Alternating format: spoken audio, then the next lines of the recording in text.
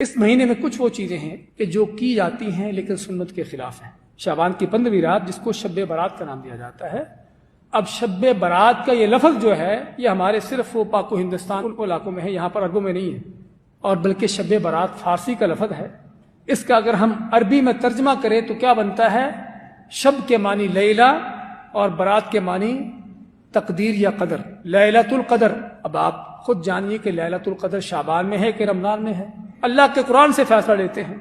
اللہ تعالیٰ فرماتا ہے انا انزلناہ فی لیلۃ القدر، کہ ہم نے اس قرآن کو نازل کیا کس میں؟ لیلۃ القدر میں۔ اچھا، کس مہینے میں قرآن نازل ہوا؟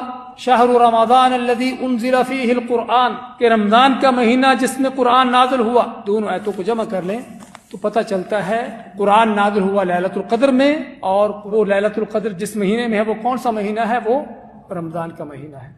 ایک چیز۔ دوسری چیز، اس رات کے حوالے سے جو ہمارے ہاں عقیدے ہیں کہ اس رات میں کیا ہوتا ہے کہ اس رات میں تقدیروں کے فیصلے ہوتے ہیں، تقدیریں لکھی جاتی ہیں۔ سال بھر میں آپ کو کس کو زندہ رہنا، کس کو مرنا ہے، کس کے ساتھ کیا پیش آنا ہے، وہ لکھی جاتی ہیں۔ اس لیے ہمیں وہ مولوی کہتے ہیں کہ اس رات کو جو دعائیں کرنا ہے کر لو، اپنی تقدیریں لکھوا لو۔ آئیے قرآن سے یہ بھی فیصلہ لیتے ہیں کہ تقدیریں کس رات کو لکھی جاتی ہیں، کیا شب برات کو یا لیلۃ القدر کو؟ اللہ تعالیٰ نے اسی سورۃ القدر میں کیا فرمایا کہ فرشتے نازل ہوتے